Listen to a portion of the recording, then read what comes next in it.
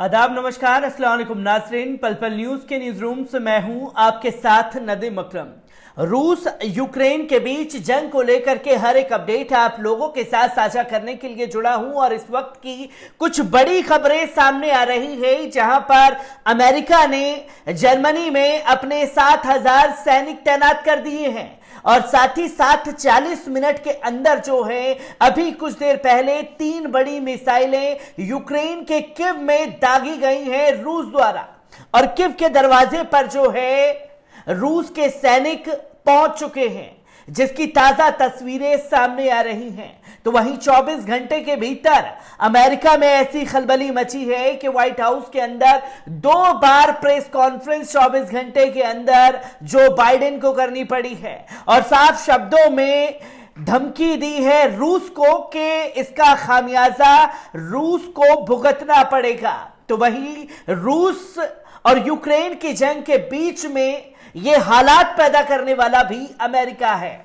जहां यूक्रेन को दाना पानी देकर के रूस के खिलाफ चढ़ाता रहा और जब रूस ने समझाने की कोशिश की तो लाल आंखें दिखाई गई और अब रूस ने यूक्रेन पर हमला कर दिया है। और जब यूक्रेन पर हमला हो चुका है तो कुछ तस्वीरें ये भी आ रही हैं कि जो यूक्रेन के नागरिक हैं वो बचने के लिए या तो सबवे का इस्तेमाल कर रहे हैं, वहां ठहरे हुए हैं, या तो मेट्रो स्टेशन के अंदर जाकर के बचने की कोशिश कर रहे हैं। अफरा तफरी का माहौल यूक्रेन में बना हुआ है। इस बीच जो बड़ी अपडेट सामने लेकर के जुड़ा हूं, एक बार उन रिपोर्टों पर नजर डाल लेते हैं। आपको बता दें कि यूक्रेन में रूसी सेना के हमले का दूसरा दिन है। राजधानी कीव में 2 बड़े धमाके हुए हैं। 40 मिनट में दागे गए हैं 3 दर्जन मिसाइलें। रूस ने अपना रुख साफ कर दिया है और 3 दर्जन मिसाइलें जो हैं वो दागी गई हैं यूक्रेन के कीव में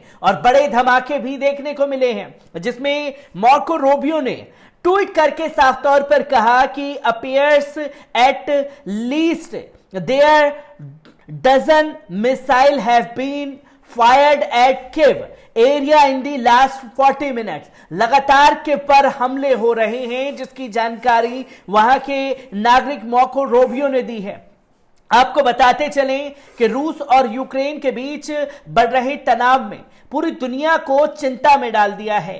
एएफपी के अनुसार बीते गुरुवार को रूस के पहले दिन 137 लोगों की मौत हो गई है। वहीं आज दूसरे दिन की शुरुआत भी 2 धमाके के साथ हुई। दरअसल मिली जानकारी के अनुसार दूसरे दिन यानी यूक्रेन की राजधानी कीव में 2 जोरदार धमाके की आवाज सुनाई दी है। तो वहीं अमेरिकी सीनेटर रूबियो का कहना है कि पिछले 40 मिनट में राजधानी कीव में कम से कम 3 दर्जन मिसाइलें दागी गई हैं। वहीं दूसरी तरफ यूक्रेन हमले में घायल हुए लोगों और बलों के लिए देश की स्वास्थ्य सुविधाओं को तैयार कर रहा है। यूक्रेन के राष्ट्रपति जेलेंस्की ने कहा है कि हम अकेले ही रूस से लड़ लेंगे। उन्होंने कहा कि रूस को उनके हमले का जवाब जरूर मिलेगा। तो वहीं व्लादिमीर पुतिन की ओर से यूक्रेन पर हमले किए जाने के बाद वैश्विक स्तर पर शांति भंग होने को लेकर चिंता बढ़ गई है। अंतर्राष्ट्रीय स्तर पर अशांति को अस्थिरता की आशंका जताई जा रही है। 2 देशों के बीच जारी जंग में बड़ी शक्तियों के बीच भी मतभेद काफी बढ़ गए हैं। परमाणु युद्ध को लेकर भी एक तरफ से खतरा मंडरा रहा है। यूरोप में तीसरे वर्ल्ड वॉर के हालात पैदा होते दिखाई दे रहे हैं। यूक्रेन और रूस के बीच विवाद की असली जड़ को भी समझना जरूरी है। दरअसल साल 1991 में यूक्रेन ने सोवियत संघ से स्वतंत्रता की घोषणा की थी। यूक्रेन अमेरिका के नेतृत्व वाले सैन्य संगठन नाटो में शामिल होना चाहता है, लेकिन रूस को यह बात पसंद नहीं आई। रूसी राष्ट्रपति व्लादिमीर पुतिन ने यह नहीं चाहते कि यूक्रेन नाटो की विस्तार योजना में शामिल हो। यूक्रेन को लेकर के अमेरिका की जो नीतियां थी उसे भी बारीकी से समझना जरूरी है। और आज जो दुनिया भर में डंका पीटा जाता है कि सबसे शक्तिशाली, सबसे ताकतवर देश है, जिसकी दादागिरी पूरी दुनिया में चलती है अमेरिका, उसकी हवा निकलती हुई रूस और यूक्रेन जंग में नजर आ रही है। तो वही लगातार बयानबाजी जारी है, जिसमें जो बाइडेन ने 24 घंटे के अंदर दूसरी प्रेस कॉन्फ्रेंस की है और साफ शब्दों में कहा है कि अमेरिकी राष्ट्रपति जो बाइडेन गुरुवार शुक्रवार के दरमियान रात एक बार फिर दुनिया के सामने आए। कहा व्लादिमीर पुतिन से बातचीत का कोई प्लान नहीं है, उन्होंने पूरी दुनिया को खतरे में डाल दिया है। यूक्रेन पर हमले की रूस को गंभीर कीमत चुकानी होगी। अब रूस कमजोर और बाकी दुनिया मजबूत होगी। रूस का फाइनेंशियल सिस्टम अब डॉलर्स, यूरो, पाउंड्स या येन में पहले की तरह कारोबार नहीं कर सकेगा।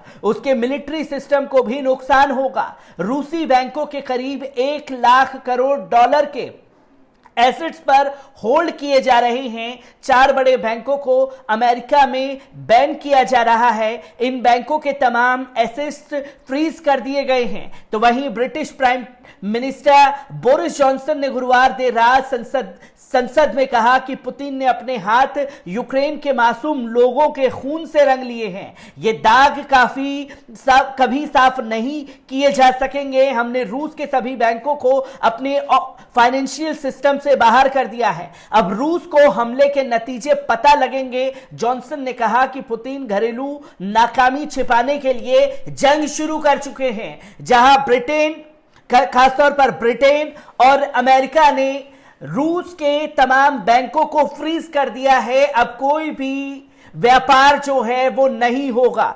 इसी के साथ साथ 7,000 सैनिक जो हैं अमेरिका ने जर्मनी में भेज दिए हैं, जिससे रूस में भी खलबली मच गई है और वो ताबड़तोड़ अब इस जंग के लिए अमेरिका को ललकारता हुआ भी दिखाई दे रहा है। आपको बता दें कि यूक्रेन पर रूस की ओर से ताबड़तोड़ हमले की वजह से दुनिया भर में दहशत का माहौल है। इस बीच अमेरिका ने 7,000 से अधिक सैन्य बलों को जर्मनी भेजने का फैसला लिया है। न्यूज एजेंसी ANI के मुताबिक अमेरिका के राष्ट्रपति जो बाइडेन ने नाटो के सहयोगी जर्मनी में अतिरिक्त 7,000 सैनिकों की तैनाती का आदेश दिया है।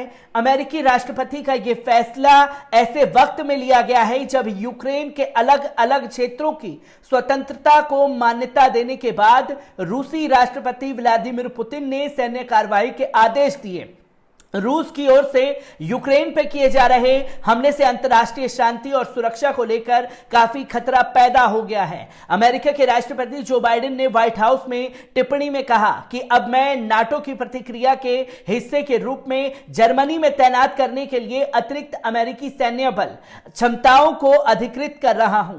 बाइडेन ने कहा कि इसमें कुछ अमेरिकी आधारित बल शामिल हैं जिन्हें रक्षा विभाग ने स्टैंड बाय पर रखा हुआ है। इससे पहले गुरुवार को नाटो के महासचिव जेंस ने एक प्रेस वार्ता के दौरान घोषणा की थी कि गठबंधन ने अमेरिकी यूरोपियन कमान का नेतृत्व करने वाले जनरल टॉड वोल्टर्स के अनुरोध पर अपनी रक्षा योजनाओं को सक्रिय कर दिया है। तो वहीं नाटो के महासचिव जेन्स ने कहा है कि यूक्रेन में कोई नाटो सेना नहीं है, लेकिन गठबंधन के सदस्यों की रक्षा करने के और बिखराव को रोकने के लिए नाटो की रक्षा क्षमताओं को बढ़ाने के लिए काम कर रहा है। गौरतलब है कि पिछले कई दिनों से जारी तनाव और आशंका के बाद गुरुवार को रूस ने यूक्रेन पर हमला बोल दिया। दोनों के बीच अब खूनी जंग जारी हो चुकी है, जहां 7,000 सैनिक जर्मनी में अमेरिका द्वारा तैयार कर दिए गए हैं। नाटो की लगातार बैठक हो रही है। तो वहीं व्लादिमीर पुतिन भी साफ शब्दों में कह चुके हैं, रूस यूक्रेन की जंग के बीच में जो भी आएगा उसे खामियाजा भुगतना पड़ेगा। मैं रूस यूक्रेन से आ रही हर एक ताजा अपडेट आप लोगों के साथ साझा करता रहूंगा। दीजिए इजाजत, शुक्रिया।